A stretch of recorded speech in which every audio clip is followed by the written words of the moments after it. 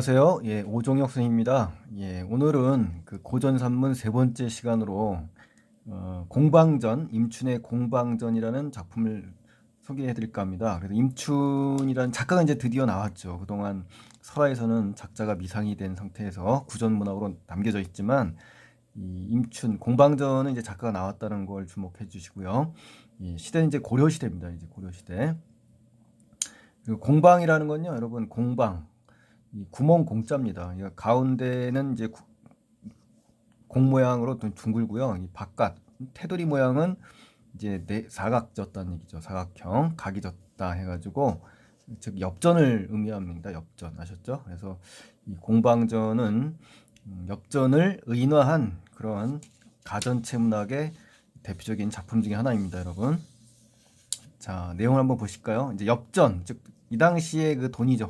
화폐단이 이 엽전을 가지고 어떠한 이야기가 펼쳐지는지 한번 살펴보시죠. 자, 볼까요? 공방의 자는, 자, 이제 주인공 나왔죠? 공방. 자, 공방의 자는 관지이다. 관지. 자, 자라는 건 이제 당시의 이름이 함부로 부르면 이제 안 되는 그런 예절이 있었거든요. 그렇기 때문에 이름을 쉽게 부를 수 있는 그 이름을 만듭니다. 그래서 그게 자라고 합니다, 여러분. 그래서 이 관지, 즉 꾸러미라는 뜻이거든요. 엽전 꾸러미 할 때 꾸러미. 공방이란 구멍이 뭐가 나고, 그쵸? 구멍이 뭐가 나고, 뭐가 나게 뚫린 돈이고요. 구멍이 뭐가 나고 또 가운데 뚫렸다는 얘기죠. 동그랗게. 관지는 돈의 꿰미를 뜻한다라고 하면서 공방의 정의를 좀 내렸네요. 그쵸? 예. 그 조상은, 자, 그 조상은 그랬죠. 그러니까 이제 우선 뭐냐면은 그 공방의 그 과거의 조상의 어떤 내력을 지금 소개하고 있는 거네요. 그쵸? 예, 인물을 소개하는 와중에 그 조상의 내력에 대해서 이야기하네요. 일찍이 수양산에 숨어 살아서 세상에 쓰인 적이 없었대요. 그쵸? 돈으로 말하면 뭡니까? 한 번도 유통된 적이 없다. 뭐 이런 의미가 되겠네요. 그는, 자, 돈이라고 한다면 이 그라고 했으니까 이건 무슨 그 표현 방식이 쓰인 거죠? 바로 그 의인화를 했다는 거죠. 그쵸? 엽전을 사람처럼 의인화했다. 그쵸? 또 더군다나 조상이 있다. 또 세상에 쓰인 적이 없다. 뭐 이런 걸로 봐서 마치 그 살아 움직이는 우리 인간의 모습과 유사하지 않습니까? 그래서 의인화한 표현 방식이라고 볼 수가 있습니다. 아셨죠? 예. 그는 처음 황제 시절에, 자, 중국이네요. 중국 황제 시절에 조금 쓰였으나 성질이 굳세어 세상 일에 그리 세련되지 못했대요. 그렇죠? 그래서 쓰이지 못하였다 뭐 이런 얘기였네요. 어느 날 황제가 관상가를 불렀습니다. 그래서 그 관상가가 한참 동안 관상을 보고 말했어요. 뭐라고 말했냐면 사냐의 성질이라 쓸만하지 못하다. 사냐의 성질이라는 건 바로 위에 나온 그 성질이 굳세어 세상 일에 세련되지 못했죠. 바로 요 성질을 얘기하는 겁니다. 바로 위에. 그래서 만약 폐하가 만물을 좋아하는 풀무와 망치로 때를 긁고 빛을 갈면 그 자질이 마땅히 점점 드러날 것입니다. 그러니까 이제 그 왕이 잘 만들어서 인재를 잘 쓸모있게 만든다면 이제 유용할 수 있다. 뭐 이런 얘기가 되겠네요. 본래 왕이란 존재, 그죠? 왕의 존재의 가치를 얘기하는 거죠. 그것이 무엇이든 간에 쓸모가 있다는 거는 실제 우리 실용적인 그런 유용성이라는 얘기죠. 있게 하는 분이 오니 원하건대 폐하께서는 저 단단한 구리와 함께 내버리지 마옵소서라고 하면서 청을 드린 거죠. 그렇죠? 예. 그러면서 이제 이로 말미암아 관상가의 말로 말미암아 세상에 그의 이름이 나타났어요. 이제 드디어 그 세상에 그 이름이 나타났다는 얘기는 드디어 그 돈의 어떤 그 쓰임새가 이제 드디어 드러나기 시작했다는 얘기입니다. 그래서 그 뒤에 난리를 피하여, 그렇죠? 환란을 피하여 강가에 숲 굽는 거리, 즉 숲 굽는 거리는 어디겠습니까, 여러분? 숲 굽는 거리는 바로 화폐를 만드는 곳이겠죠. 예. 그걸로 이사하여 거기서 눌러 살게 되었다 하면서 이 공방의 어떤 내력을 지금 쭉 이야기하는 겁니다, 여러분. 그의 아버지, 이제 조상에 이어서 이제 누굽니까? 아버지 천이래요, 천. 그쵸? 예, 아버지 천은 주나라 때의 재상입니다. 재상으로서 나라의 세금을 매기는 일을 맡았대요. 세무직 공무원인가 봐요. 그쵸? 예.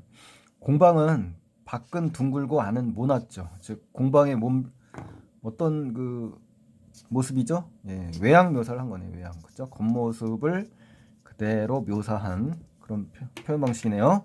때에 따라 그에 맞게 잘 변한대요. 그러니까 어떤 그 시기에 맞게 자기의 성격을 카멜레온처럼 잘 변신시킨다는 거죠. 그러니까 굉장히 뭡니까? 시류에 능숙하고 또 어떤 그 때를 잘 타는 기회주의자적인 성격이 있다는 겁니다. 사람으로 말하면. 또 한나라 때에 벼슬을 얻었는데 이게 홍려경이었대요. 홍려경은 지금의 어떤 외무부 장관이라고 할까요? 예, 그 정도로 되었다. 이때 오나라 왕비, 자 오나라 왕비가 있었는데 비예요. 교만하고 참남하여 교만이 넘쳤다는 얘기예요. 권세를 도맡아 부렸다. 그러니까 굉장히 세도가였나 봐요. 세도가처럼 행동을 했나 봐요. 근데 공방이 그에 빌붙었죠. 그래서 많은 이득을 받았죠. 바로 이런 것이 기회주의자라는 거죠. 그렇죠? 예. 공방의 성격을 우리 알 수가 있습니다. 무제 때, 이제는 무제 때. 천하의 경제가 궁핍하여 나라가 어려워서 나라의 창고가 텅 비었으므로 위에서 그렇죠? 걱정하겠죠. 그렇죠? 예. 공방에게 부민우라는 벼슬을 줬어요. 왕이. 그래서 부민우라는 것은 백성을 부강하게 만드는 그런 직이라는 거죠. 그래서 그의 무리가 누구냐면 염철승이래요. 염철승 근.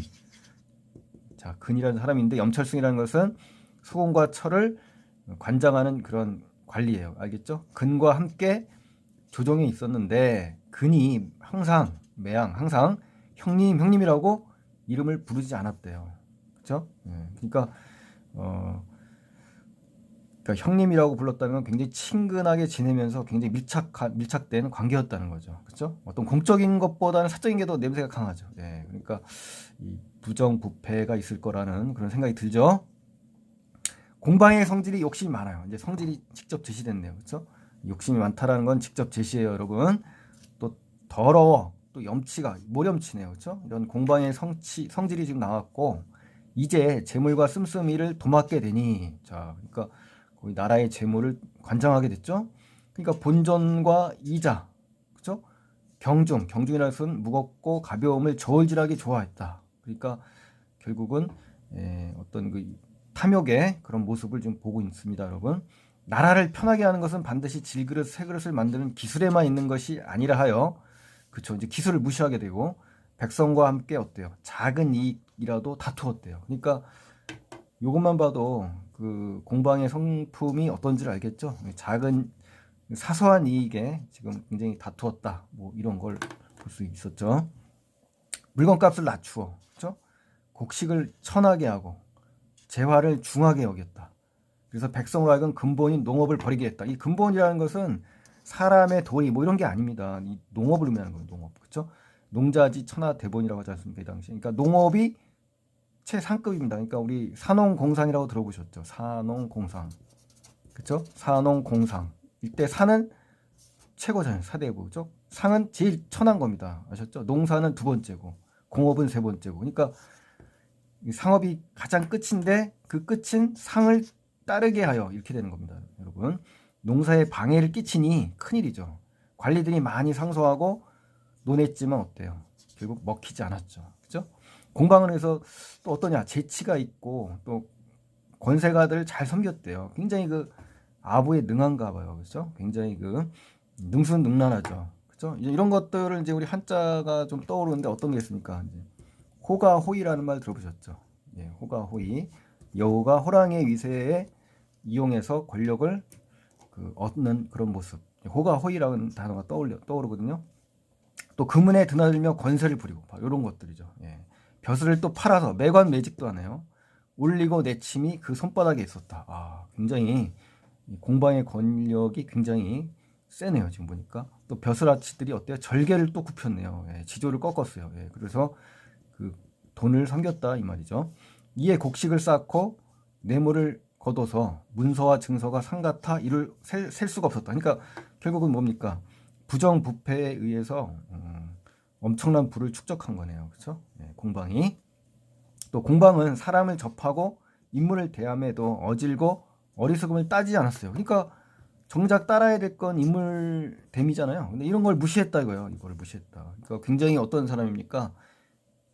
비도덕적이죠. 비도덕적. 비윤리적이면서 비도덕적인 인물이라는 걸 알 수가 있죠. 그 비록 저잣거리, 시장 바닥이거든요. 사람이라도 재물만 많이 가진다면, 그죠? 다른 거 다 필요 없어요. 오로지 뭐다? 돈. 그러니까 물질 만능주의라는 거예요. 물질 만능주의. 그러면 다 통했다. 때로는 혹 거리에 못된 젊은이들과 어울려 불량도 해드리겠죠. 또 바둑두기, 투전. 그러니까 이게 노름이죠, 노름. 이것만 일삼고, 이 일삼고라는 거는 부정적인 그런 표현이에요, 여러분. 또 뒤섞이기 좋아했고 사람들이 많아였다. 그렇죠? 예, 굉장히 부정적인 견해가 들리네요. 또 공방의 말 한마디면 어때요? 그 무게가 황금 100금만 하다. 대단하네요. 과장법이 쓰였지만 그만큼 뭐라는 겁니까? 이 공방의 권력이, 또 권력의 위상이 굉장히 막강하다는 겁니다. 그 위세가, 맞죠? 위세가 기세등등하네요. 그렇죠? 예. 원제 때, 지금 원제 때 자리에 오르자, 원제가 이제 자리에 오르자 공우라는 사람이 있었어요. 공우가 글을 올렸다. 상소를 올렸겠죠. 예, 상소를 올렸겠죠. 그러면서 뭐라고 했냐면, 공방이 오랫동안 어려운 직책을 맡았다. 그러면서 농사의 근본, 그렇죠? 여기서 농사의 근본을 알지 못하고 한갓 장사치, 아까 선생님이 얘기했지만 산농공상이라고 그랬어요. 이 농을 더 우선시하는 겁니다. 즉 장사는 가장 천하게 보는 거예요, 여러분. 그래서 우리 이런 말 있죠? 비속어 중에 쌍놈 있잖아요, 쌍놈. 그게 바로 이 장사치, 이 상자에서 온 겁니다, 여러분. 아셨죠? 자, 지금은 뭐 상인이 굉장히 이런 대우 받진 않지만은 이 당시에는 그랬다는 겁니다, 여러분. 이익만을 일으켜서, 그렇죠? 나라를 좀먹고 백성을 해하여, 백성을 해쳐서 공사가 다 곤공하다. 그래서 더구나 뇌물이 낭자하고, 뇌물. 지금 우리는 김영란법이 있어가지고 뇌물이 어떻습니까? 법을 아예 만들었죠, 우리 지금 현재는. 근데 이 당시에도 역시 부정부패가 심했나 봐요. 뇌물이 낭자하고 넘치고 청탁을 버젓이 했다. 그렇죠? 네, 김영란법을 어겼네요. 그렇죠? 요즘으로 말하면 대저라는 건 무릇, 보통 이런 뜻이에요. 짐을 지고 또 타게 되면 도둑이 이르게 된다. 이 말은 무슨 말이냐면, 이 관리가 짐을 지고 수레를 타게 되면 도둑놈이 물려든다, 이 말입니다, 여러분. 그러니까 재물을 갖고 있으면 주변에 많은 재물을 욕심내는 사람들이 따르게 돼 있다, 뭐 이런 얘기입니다, 여러분. 아셨죠? 옛날에 분명한 경계인이, 자, 이건 주역에 나왔다는 거군요. 책을 인용한 겁니다, 여러분. 청하건대 그를 누구요? 공방을 면직시켜라. 그러니까 직위 해제해라, 뭐 이런 얘기겠죠. 그래서 욕심 많고 더러운 자를 벌하옵소서라고 하면서 누가 얘기하는 거죠? 공우가 이야기하는 겁니다, 여러분. 공우. 참 바른말하죠. 바른말하는 공무원 중에 아주 청렴한 그런 공무원인 것 같아요. 그렇죠? 바른말하지 않습니까? 그렇죠? 예. 이때 정사를 맡은 자 중에 공량의 학문으로 벼슬에 나아가는 사람이 있었는데, 군자금을 맡았다. 군자. 나라의 어떤 군사의, 지금으로 말하면 뭐 국방비겠죠. 국방비. 그렇죠? 이걸 맡았대요. 예. 그러면서 장차 앞으로라는 얘기죠. 앞으로 변방을 막는 방책을 세우려 하니 공방이 하는 일을 미워하였다. 그렇죠. 이제 공적인 어떤 국방에 돈을 쏟아야 되는데 공방 때문에 지금 제대로 국정 운영이 안 되다 보니까 이제 증오하게 되는 거죠. 그러면서 그자가 공우의 말을 도우니 임금이 그 아뢰을 받아들여, 이제 공방은 마침내 축출된 거죠. 퇴출된 겁니다, 여러분. 그래서 공방은 쫓겨났다. 그러니까 결국은 실각을 한 거죠. 실각. 즉 퇴출됐다. 벼슬에서 물러나게 됐습니다. 자, 중략이 됐죠. 이제 그 다음에 진나라에 화교라는 자가 있었습니다. 이제 화교. 인물이 상당히 많이 나오죠. 시대 흐름에 따라서. 그러한 서술 방식 좀 이해하시고요. 그는 공방에 대한 얘기를 듣고 기뻐했어요. 여기서는 또 기뻐했네요. 사기어 큰 재산을 모았대요. 돈을 좋아하나 보네요. 화교가 공방을 사랑하는 것이 큰 버릇이 되니 노포라는 사람이 있었어요. 노포. 이 노포가 논을 지어 글을 썼다는 얘기죠. 화교를 비난합니다. 그리고 그릇된 풍속을 바로 잡았다. 역시 노포라는 사람도 역시 긍정적인 그런 관리네요. 그렇죠? 예, 긍정적인 관리. 또 화교의 무리 중에 오직 완적이라는 사람이 있었는데요. 이 완적이 성품이 굉장히 활달했대요. 그리고 속물을 즐기지 않았다. 속물이라는 것은 역시 속된 그런 물건들을 얘기하죠.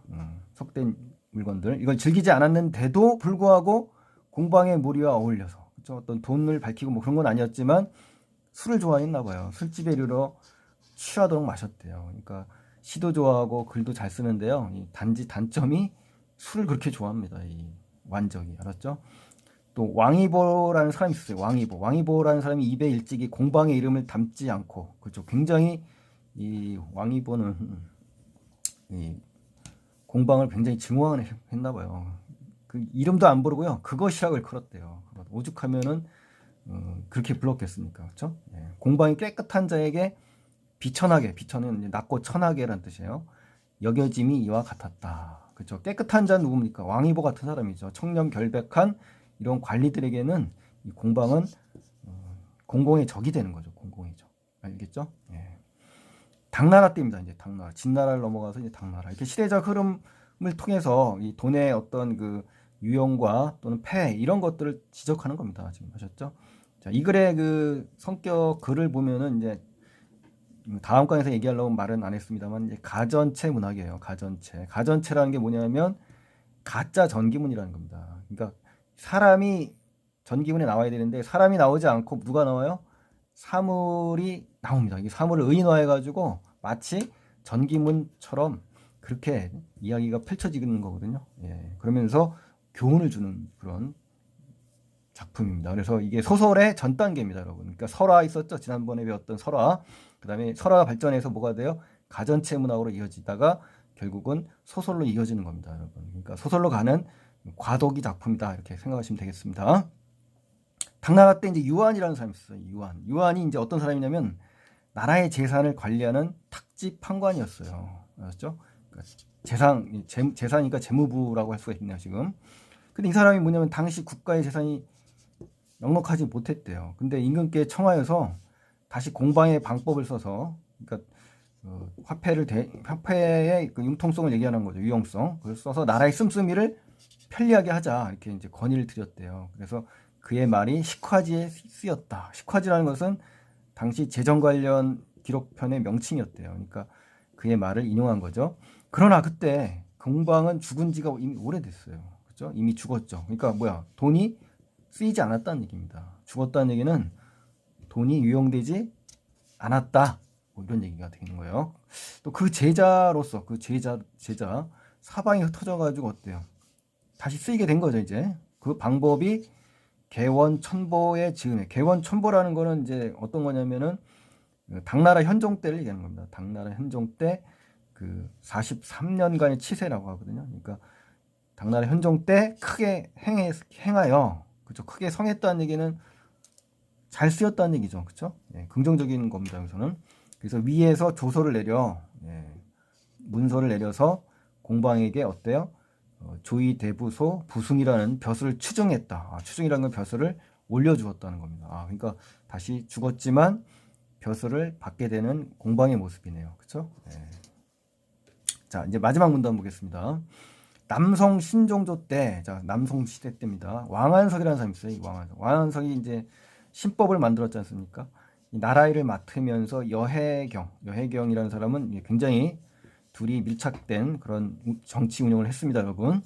끌어들여서 함께 정사를 도왔는데 청묘법, 이 청묘법은 뭐냐면요, 이 왕한석의 신법 중에 하나인데요. 결국 뭐냐면 요즘 말하는 이제 이자를 적게 해가지고 돈을 빌려주는 그 저리 금융 정책입니다, 여러분. 아셨죠? 근데 이 청묘법을 이제 세웠어요, 이 왕한석이가. 근데 천하가 떠들썩하게 아주 못 살게 됐어요. 왜냐면 이제 이거 아주 좋은 취지인 것 같습니다만 결국 백성을 어렵게 하는 그런 법으로 전락해버렸어요. 한계가 많습니다. 그래서 자세한 설명은 역사 시간에 배우겠지만은 일단은 부정적인 요소가 더 많았다, 이렇게만 아시면 되겠죠. 이걸 보니까 이걸 보면 알 수 있잖아요, 우리가 지금. 또 소식이라는 사람이 있죠. 우리 소식. 소동파 아셨죠? 이 소식이 그 패단을 공론하여 굉장히 이제 열받았겠죠. 그들을 모조리 배척을 하려고 했었어요. 왕한석과 여해경을. 근데 도리어 모함에 빠져가지고 귀양 가게 됐죠. 귀양. 그렇죠? 그래서 그로부터의 조종 인사들이 감히 말하지 못하였다. 아셨죠? 이제 사마광이 등장합니다. 이제 사마광. 이 사마광이 이제 정승이 됐습니다. 정승이 돼서 그 법을 폐했어요. 그 법이 뭐예요? 청묘법이죠. 청묘법. 패하기를 아뢰고 임금께 소식을 천거했습니다. 이제 귀양 갔던 소식을 다시 등용시키자 해서 쓰니 공방의 무리가 조금 세력이 어때요? 감쇄되었겠죠. 그러면서 다시는 어때요? 일어나지 못했다. 성하지 못했다. 이거죠. 공방의 아들 윤이 있었어요. 윤. 근데 경박하여 아주 천하고 가벼워서 세상의 욕을 먹었어요. 온통 그 손가락질을 받았겠죠. 뒤에 수형령이 되었는데 그렇지만 이런 벼슬을 얻었지만 결국 뭡니까? 작물죄가 드러나가지고 결국 사형을 당했네요. 결국은 뭡니까? 비극을 맞은 거죠. 비극. 그렇죠? 예, 그래서 이 돈의 어떤 폐해를 막자라는 의미의 글인 것 같습니다. 여러분. 그럼 교훈을 지금 전달하는 거 보셨죠? 사용당한 걸로 봐서. 자, 그래서 이 내용 자체는 이제 이대로 그대로 정리를 하시고요. 예, 이제 문제 풀 때는 이제 해석이 이렇게 되어야만 된다는 말씀 드렸어요. 그 다음에 이제 문제를 풀거나 제가 다음 강에서 총정리하는 강의를 들으시면 더 완벽해집니다. 근데 이 1강에 더 주목을 하시고요. 1강이 좀 해석이 불안하다 그러면요. 끝까지 한번 해보세요, 여러분. 그래야 늘어요. 그러니까 너무 급하게 지금 안 하신다고 하신다면 여유를 가지시고 해석에 주관점을 두세요. 그리고 단어라든가 이런 게 잘 안 되면 좀 알도록 좀 노력을 해보시고 검색도 해보시고 하셔가지고 완전히 자기 걸로 만들어 보세요. 그러면 큰 도움이 됩니다, 여러분. 그리고 나서 충분히 문제도 풀고 뭐 다른 책도 보고 비교할 수 있잖아요. 예, 그런 여유를 가지시길 바라면서 다음 강에서 뵙겠습니다. 고맙습니다.